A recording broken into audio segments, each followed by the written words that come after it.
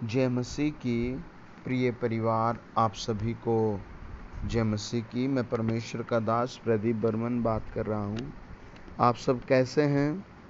और आज हम वचन पर मनन करेंगे।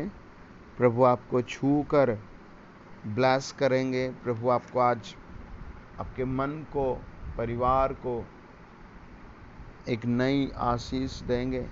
परमेश्वर के वचन पर मनन करना एक बहुत बड़ी बात होती है।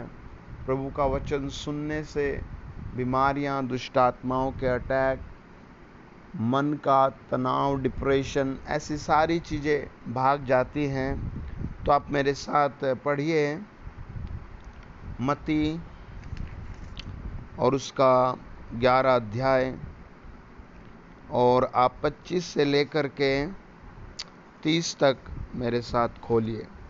लिखा है, उसी समय प्रभु यीशु ने कहा, हे पिता, स्वर्ग और पृथ्वी के प्रभु, मैं तेरा धन्यवाद करता हूँ कि तूने इन बातों को ज्ञानियों और समझदारों से छिपा कर रखा और बालकों पर प्रकट किया। जब हम उत्पत्ति 1 अध्याय को पढ़ते हैं तो हमें पता लगता है परमेश्वर ने एक एक चीज़ को बोलकर बनाया। एक एक चीज़ को बस कहा और बन जा, और वो बन गई। आज बहुत संघर्ष है घरों को ठीक करने के लिए, कर्जों को उतारने के लिए, बच्चे पैदा होने के लिए, बच्चे पढ़ने के लिए। बहुत संघर्ष जुड़ गया जीवन में। बहुत डर, भय, समस्याएं जुड़ गई। चारों तरफ एक अंधकार जुड़ गया। लेकिन जब प्रभु यीशु के सम्मुख हम आते हैं तो हम बहुत सरल देखते हैं सब कुछ। आपके भी बहुत काम रुके हुए होंगे। हो सकता है कोई ना कोई ऐसी बात आपको दबा रही होगी, रोक रही होगी। आज की प्रार्थना में वो बंधन टूटेगा। प्रभु का वचन बताता है, उन्होंने कहा कि परमेश्वर ने देखो कैसे अद्भुत बात की, और कहा, हे पिता, स्वर्ग और पृथ्वी के प्रभु, मैं तेरा धन्यवाद करता हूँ। आप भी ऐसे ही रोज कहें, प्रभु मैं आपका धन्यवाद करता हूँ। हे परमेश्वर, मैं आपका धन्यवाद करता हूँ। हे खुदा, मैं आपका धन्यवाद करता हूँ। हे सर्वशक्तिमान, मैं आपका धन्यवाद करता हूँ। जब आप ऐसे मुंह खोलेंगे सुबह को, दोपहर को, रात को, तो मैं घोषणा कर रहा हूँ, पवित्र आत्मा आपके मुंह के शब्द बाहर आते ही आपकी जिंदगी में चमत्कार दिखाएगा। परमेश्वर का वचन कहता है, स्वयं सृष्टिकर्ता ने कहा, मैं तेरा धन्यवाद करता हूँ, है ना। प्रभु मैं तेरा धन्यवाद करता हूँ। वो किस बात के लिए धन्यवाद करता है? आप किन बातों के लिए धन्यवाद कर सकते हैं? आपका मन कहेगा, मैं क्यों परमेश्वर का धन्यवाद करूं, है ना। मुझे क्या ज़रूरत है परमेश्वर का धन्यवाद करने की? आप मेरे साथ खोले भजन 40 और उसका 5 वचन। वो कहता है, हे मेरे परमेश्वर यहोवा, तूने बहुत से काम किए हैं, जो आश्चर्यक्रम और कल्पनाएं तूने हमारे लिए करता है वह बहुत सी हैं। तेरे तुल्य कोई नहीं। मैं तो चाहता हूँ कि खोल कर उनकी चर्चा करूँ, परंतु उनकी गिनती नहीं हो सकती, है ना। ये हमारे जीवन का स्टेटस है, मसीह लाइफ का स्टेटस है। ये मसीह लाइफ की डोज है, ये मसीह लाइफ का चरित्र है कि उसकी ज़िंदगी में यीशु मसीह इतने चमत्कार कर देता है कि उन्हें गिन भी नहीं पाता। इसलिए वो कहता है 17 वचन में, मैं तो दीन और दरिद्र हूँ, तो भी प्रभु मेरी चिंता करता है। तू मेरा सहायक और छुड़ाने वाला है ना। हमें भी प्रभु को रोज, आपको भी रोज प्रभु को ऐसे ही धन्यवाद का बलिदान चढ़ाना चाहिए। अपने घर में अपने बच्चों को इस बात को सिखाना चाहिए कि प्रभु मैं आपका धन्यवाद करता हूँ। किन बातों के लिए, है ना? बहुत से आश्चर्य कर्मों के लिए, है ना? बहुत से भलाई के कामों के लिए। आप खुद को प्रभु पर डिपेंड रहना सिखाएं।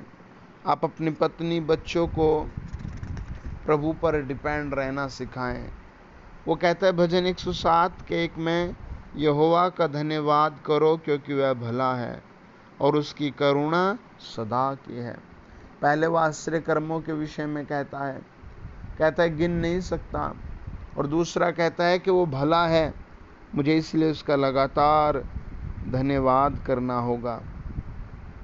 और 8 में कहता है वो भजन 107 के 8 में, लोग यहोवा की करुणा के कारण और उन आश्चर्य कर्मों के कारण जो मनुष्य के लिए करता है उसका धन्यवाद करें। प्रभु जितने भी आश्चर्य कर्म करता है वो आपके लिए करता है, मनुष्यों के लिए करता है। आज भी जब आप मुझे सुन रहे हैं, प्रभु आपकी लाइफ में चमत्कार करना चाहता है। आपकी लाइफ में प्रभु एक बड़ा काम करना चाहता है। आप जिस खड्डे में हैं, आप जिस बीमारी के बिस्तर पर हैं, आप जिस तरह की समस्या में हैं, उससे प्रभु आपको छुड़ाने के लिए एक रास्ता खोल रहा है। आमीन। प्रभु का वचन कहता है, जब हम भजन संहिता 107 और उसका 20 और 21 वचन पढ़ते हैं, वो कहता है वह अपने वचन के द्वारा उनको चंगा करता और जिस खड्डे में वे पड़े हैं उससे निकालता है। लोग यहोवा की करुणा के कारण और आश्चर्य कर्मों के कारण जो मनुष्य के लिए करता है उसका धन्यवाद करें और धन्यवाद बलि चढ़ाएं और जय जयकार करते उसके कामों का वर्णन करें, है ना? जो लोग जहाज़ों में समुद्र पर चलते हैं और महासागर पर होकर व्यापार करते हैं, वे यहोवा के कामों को और उन आश्चर्य कर्मों को जो वह गहरे समुद्र में करता है देखते हैं। प्रभु के चमत्कार समुद्र के अंदर तक, जहाँ तक आदमी जाता है, प्रभु करता है। आप कभी सोचना कि ऐसा क्या है कि वो बनेले जानवर पृथ्वी पर आकर लोगों को, या आकाश के इतने पिंड पृथ्वी पर रोज क्यों नहीं आते, है ना? प्रभु यीशु ने लोगों के सामने हाथ फैलाकर एक ही बात कही, हालेलुया। हे पिता स्वर्ग और पृथ्वी के प्रभु, मैं तेरा धन्यवाद करता हूँ।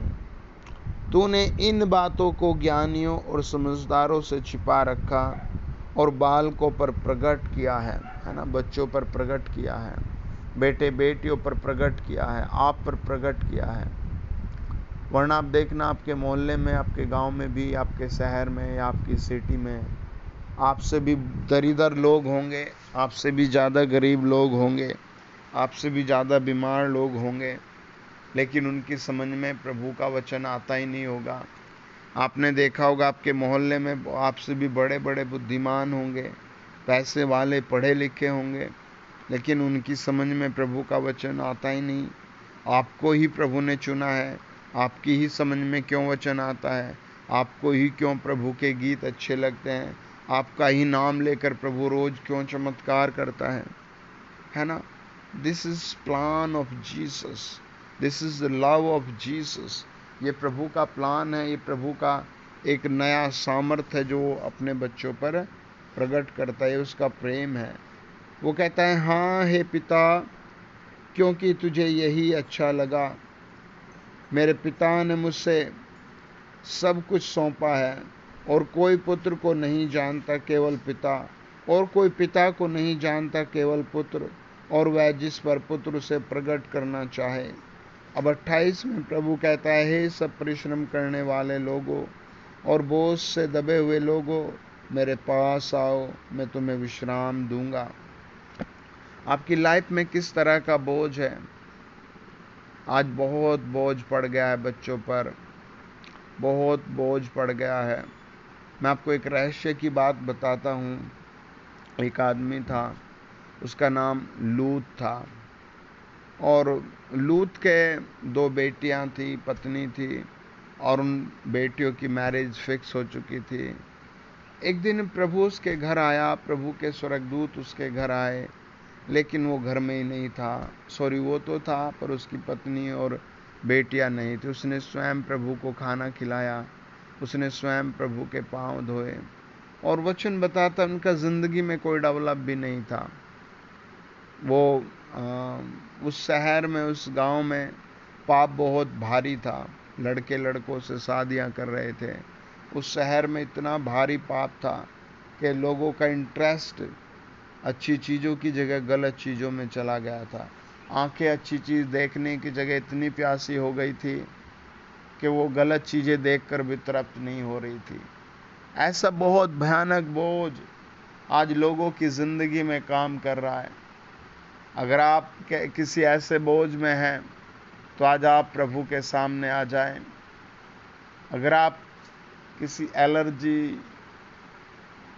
कैंसर, ट्यूमर, दाद, खाज, खुजली, बेरोजगारी, ऐसे भी बोझ से परेशान हैं तो आप प्रभु के सामने आ जाएं। Lord will touch and heal you. आमीन। God bless you.